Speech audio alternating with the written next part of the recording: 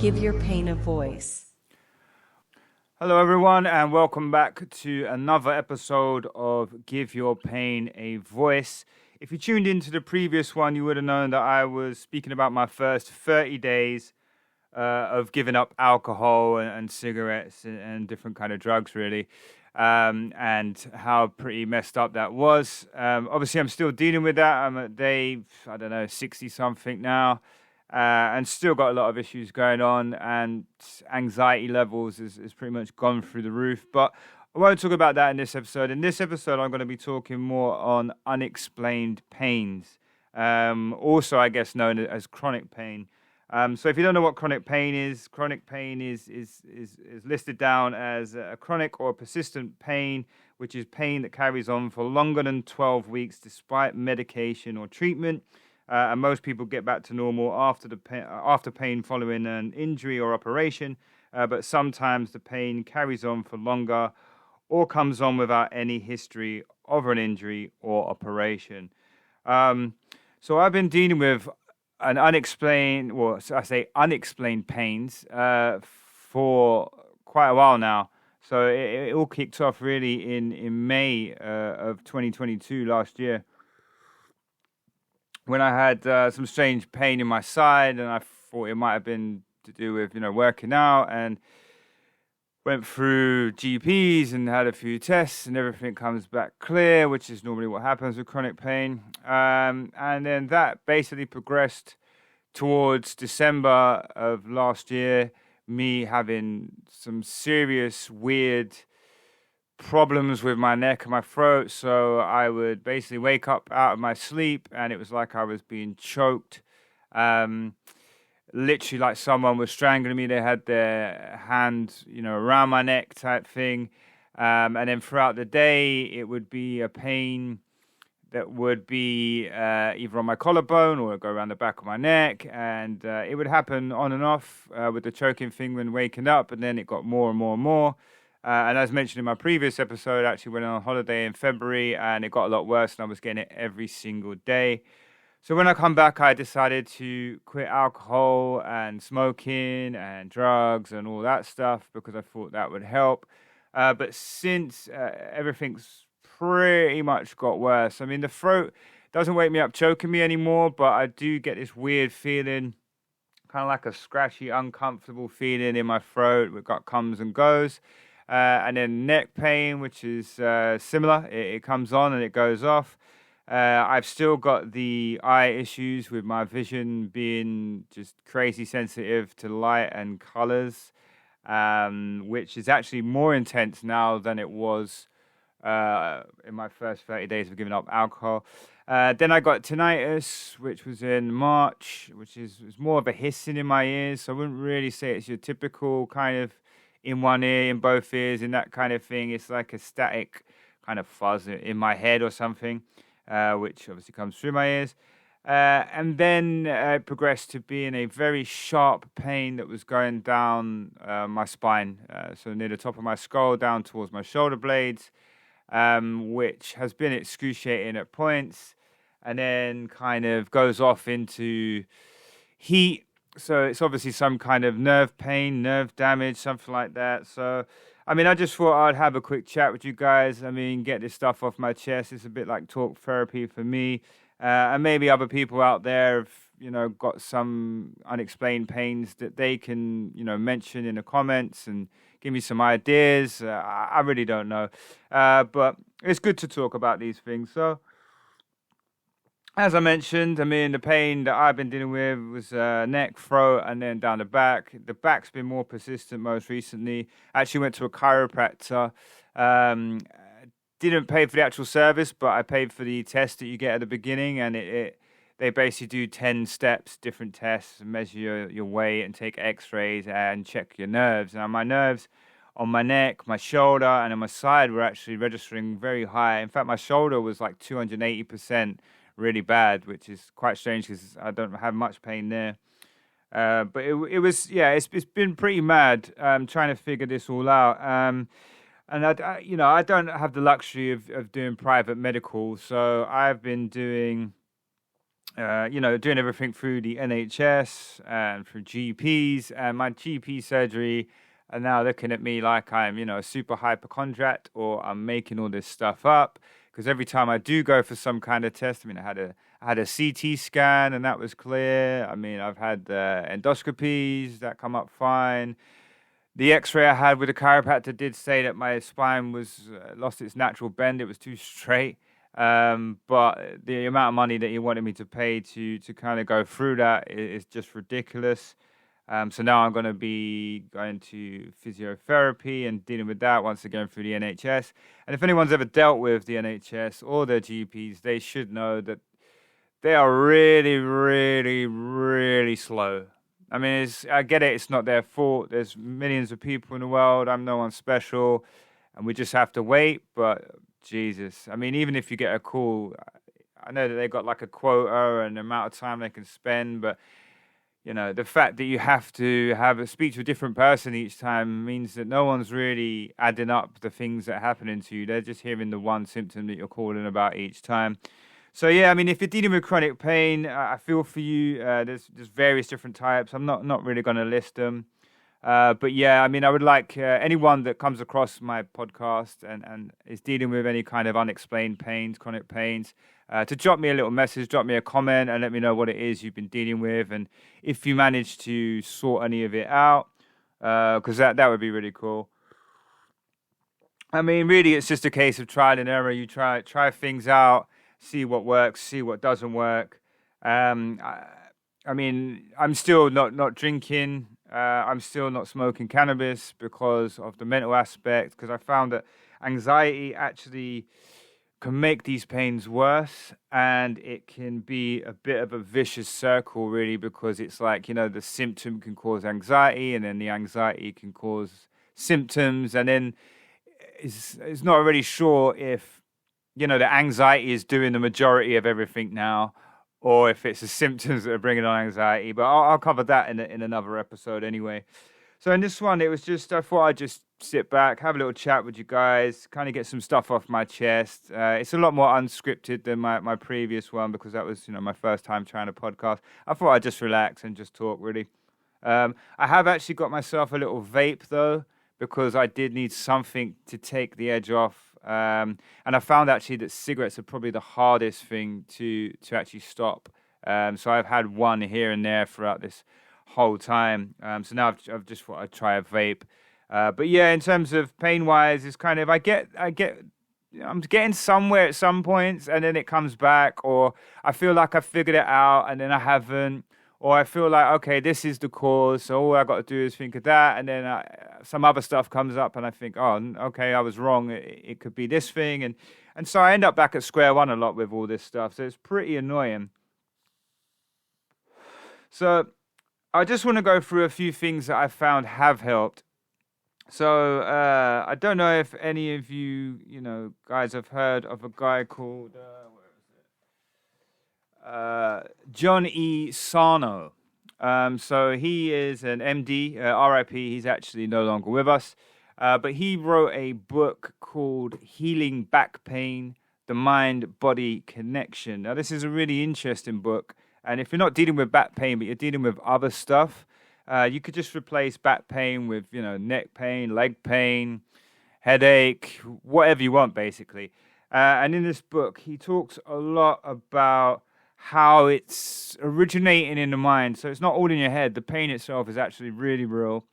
But it's something to do with your brain and repressed emotions. So where you're not facing emotions properly and you're getting really anxious and angry and pushing it further down and trying not to be anxious and angry, this has a weird effect where your body then decides to inflict pain on you, basically, in short.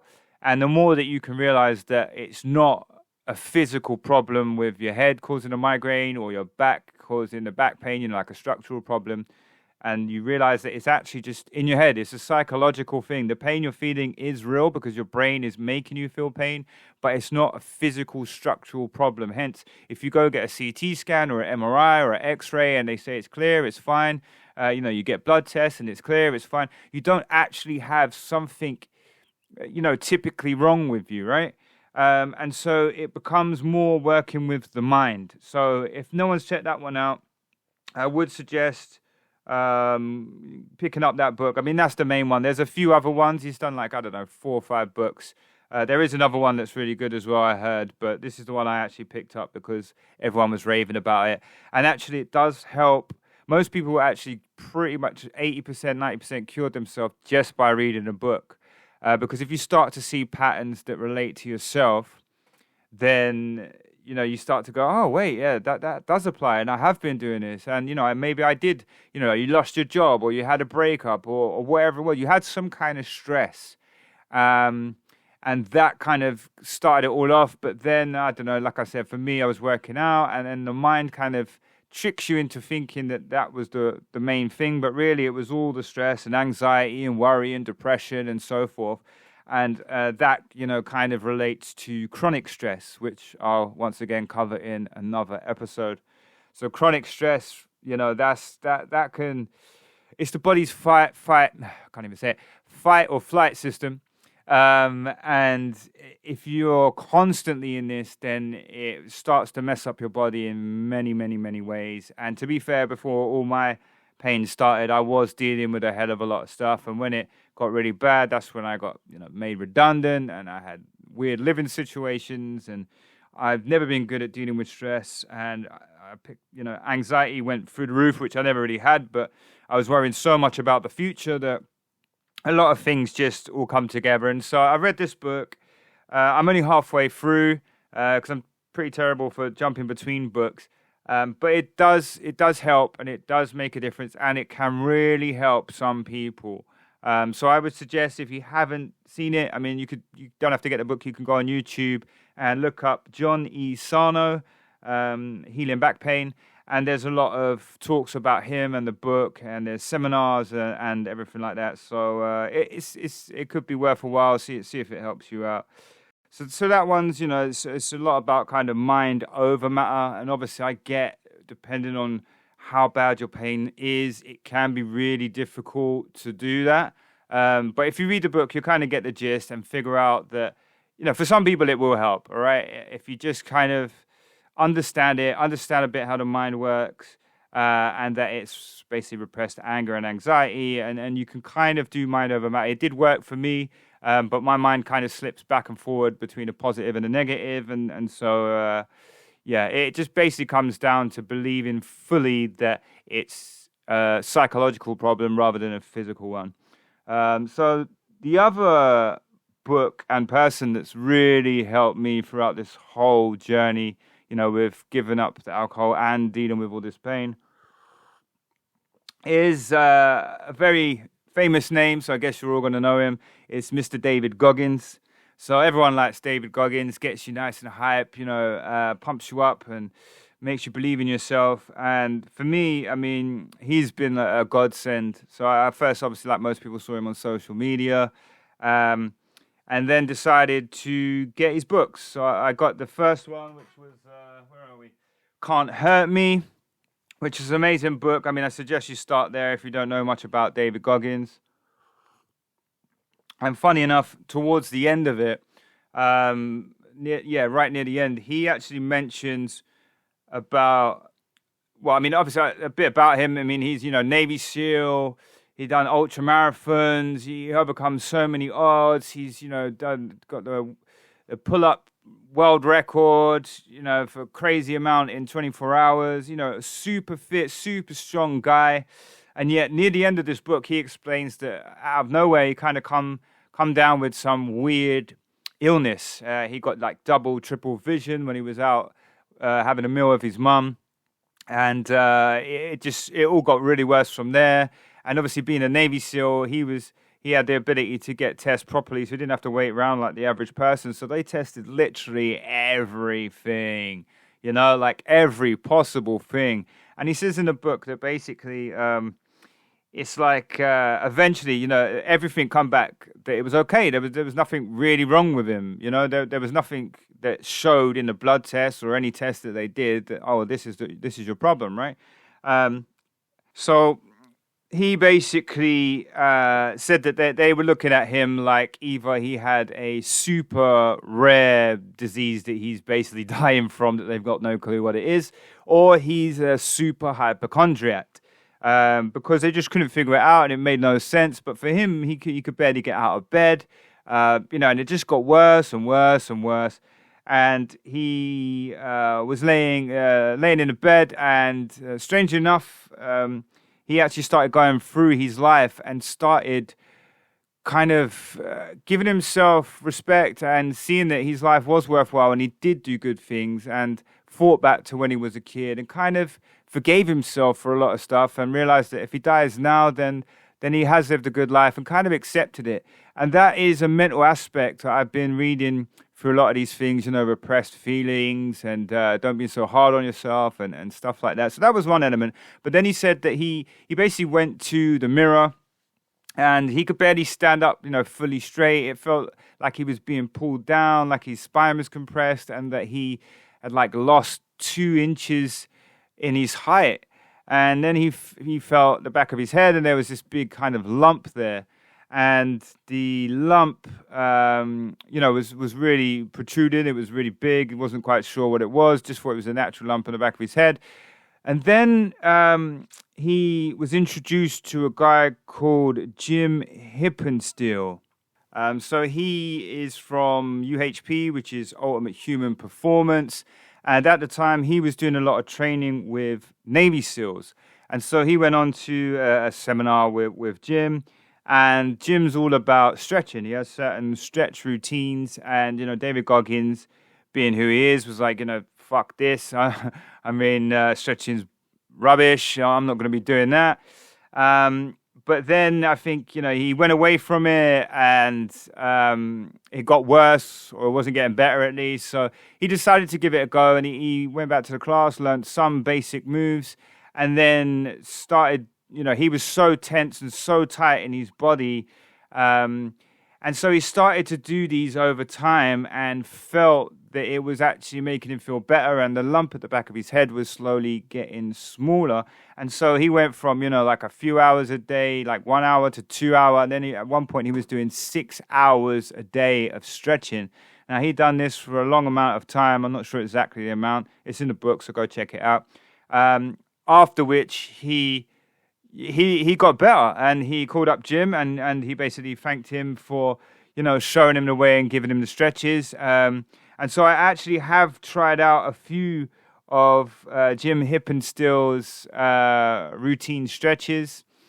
So if you want to find out about him, go on YouTube, check that out. Jim Hippensteel from UHP. And his routines are a little bit different to most things. So it's like you have a stretch and you hold the stretch for 2 minutes in a certain position. Make sure you don't go above a 7 out of 10 pain threshold. And then you do a thing called a dead zone, where you just lay down and you kind of let your blood pump into those areas for 1 minute. And then you repeat that times 3 for the sets, and then you move on to other maneuvers and the other routines. I think there's 24 different ones, so it's 24 ranges of motion. So if you haven't checked that out, then give that a go. I mean, that's really good. That helped with my back initially. I haven't kept it up, so I only started it a few days ago, but I need to kind of keep it up a bit more often than I have been doing. But you can find a lot of information about him online and the stretches.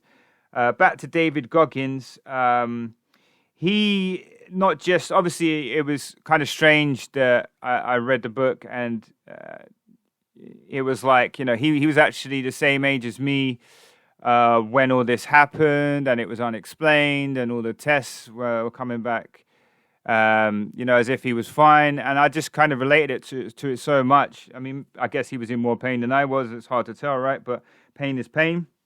And so I've decided that, I'm going to be doing a stretch routine going forward and see if this helps. And I think, Jim Hippensteel stuff really has actually kind of started to help me even after just a few goes. So it's kind of strange that David Goggins led me to this other thing and the stretching side of things. And then in his other book, Never Finished, that's really good once again for the mental aspect. And I find with David Goggins, he's really good for learning about how to kind of toughen up, not to feel sorry for yourself. Because if you're in pain, you're in pain, and there's not much you can do about it apart from trying to fix it, right? Trying to get to the bottom of it, trying different ways. And if along the way you're going to feel sorry for yourself and pity yourself, have that victim's mentality, and fall into depression, it just makes everything a lot harder. You end up wasting your day, wasting your time, sitting around moping in pain. So it's better to kind of try to toughen up. And basically, if you read his books, you'll be like, okay, I can deal with this pain. I mean, I had days where I was literally in real pain. It was like 10 out of 10 pain. And I just decided, you know what? Fine. I kind of accepted the pain. Like I almost liked it. It's like, yeah, bring it on. Let's go. I'm going to be sitting around like a scared kid or anything, and worrying about the pain that I'm in. Obviously, it depends on what kind of chronic pain you actually have. But in general, a lot of the mind over matter and, kind of toughening up and telling yourself certain things can help to a certain degree. Like I said, depending on what it is you've actually got. Because obviously when you get depressed, you get anxious, you get stressed, and that causes the same fight or flight responses in your body. And so all it does is really make things worse. So you really got, what I found for me anyway is that you got to find a way to, A, do mind over matter, B, try to relax so you haven't got so much stress, and, find a way to deal with that pain rather than just falling into the depression and the anxiety and the fight or flight chronic stress, because that just adds in its own symptoms and makes things 10 times worse. But that, like I said, I'm not a medical professional, so this is just my own opinion, my own thoughts. But I'm just talking about what I found has helped me while I've been dealing with these chronic pains. And I think that the main things here is the not knowing. So when you have chronic pain, and you go for all these tests, obviously I recommend getting whatever tests you can, especially blood tests, because, I had one that actually showed that I was just in the pre-diabetic range. So now I've got a whole new thing to deal with. So I'll probably talk about sugar and how bad that is in another episode. I don't know. We'll see. And I had, my iron was pretty low. I wasn't deficient, but it was right at the borderline. So I've had a few things get shown to me by blood tests, but you have to chase these up as well. And you have to push doctors to give you certain actual tests. Otherwise, they just, they'll do the basic ones and that's it. So I had a few tests and most of the things were fine. And then on the fourth one, I think, so each month I did a test. And then last month, I basically said, look, I want to test for this one, and this one, because I come off the alcohol, I want to see if I'm deficient in vitamins and so forth and so forth. So I actually got some knowledge from that. So I do recommend the blood test and, CT scans, stuff like that, if you can get it, x-rays, because it does at least rule things out. And the more you can rule out structural problems or actual physical problems, then you can start working on the psychological stuff, because a lot of this, like I said, can either be made worse or even is from chronic stress, bad anxiety, and, high levels of depression. So you've got to rule out the physical stuff to start working on the psychological stuff with a clear mind. At least that's what I've found anyway. But like I said, it's the not knowing what's actually causing your problem itself, which I've found for me is the biggest problem, because that's what causes the constant worry. Because if you know what it is, then you can work at it and fix it. If you don't know what it is, then, you're constantly stressed and thinking, what if? And that's the anxiety part, which makes things 10 times worse. And it becomes a vicious circle. And then obviously there's using Google. So that's like a good and bad. It's if you do some research, it's good, because I've done some research, found out certain things, and it's enabled me to know what tests to ask for, and finding Jim Hippensteel and different things like that. Different exercises that might help, different psychological things, ways of doing meditation and calming your body down. But also it becomes a problem when it gets a bit excessive. Then that's when it becomes a really bad problem. So, I mean, I've got quite bad at that recently and found that I could be fine 1 minute and then I'll look something up and boom, it's opened a can of worms again because I was just set on it, believing it was one thing, working towards it, being positive, I can do this, and then bosh, looked at something else and gone back to square one. Oh, what if it's this? What if it's this? What if it's this? And then you can't rush to get the test. You got to wait. So I don't know. I mean, this stuff is a crazy playground with swings with razor blades on them. It's not fun at all. So really, it comes down to kind of a placebo and nocebo at some times. So, a nocebo you get the pain and the problems from even worrying about it or thinking you got it. And like some of these tests, I mean, they give you a drug and they give you a placebo, right? And I've looked at some of the stats and the placebos, they're not like zero. Like say if there was 10 different categories, pain going up and I don't know, eyesight getting worse. It's not like on the placebo side it's 0, 0, 0 for some people, and on the drug side it's 15%, 20%. It's literally 9% on the placebo, 15, 20 on the actual drug side. So the placebo side is causing the migraines, the headaches, the vision problems, hearing problems, pain problems, because we believe it is.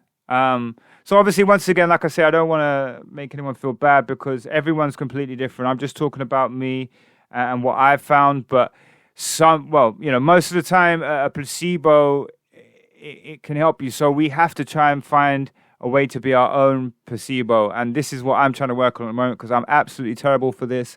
I keep thinking the worst and it's just making me worse. So I'm trying to find a way at the moment to be my own placebo. So I suppose for this one, I should start wrapping it up. I mean, if you're listening to this podcast, I would really appreciate you dropping me a note, a comment here on Spreaker or on YouTube, where I have the YouTube channel, same name, Give Your Pain a Voice. It would be great if you could drop me a follow, a like, a subscribe, and once again, like I said, with the comments. And I will be doing these podcasts a bit more often, so it should be once every week or every 2 weeks. But if you just hit me with a follow and come back, you'll find out. But I really hope that you enjoyed the show and maybe got some knowledge from this. If you haven't heard of David Goggins and you're in pain, I would definitely recommend him. He's very inspiring. Also with Jim Hippensteel from Ultimate Human Performance, go check out his routines on stretches because they definitely help. And you can focus on whether it's your upper body, lower body, and it's all based on tension.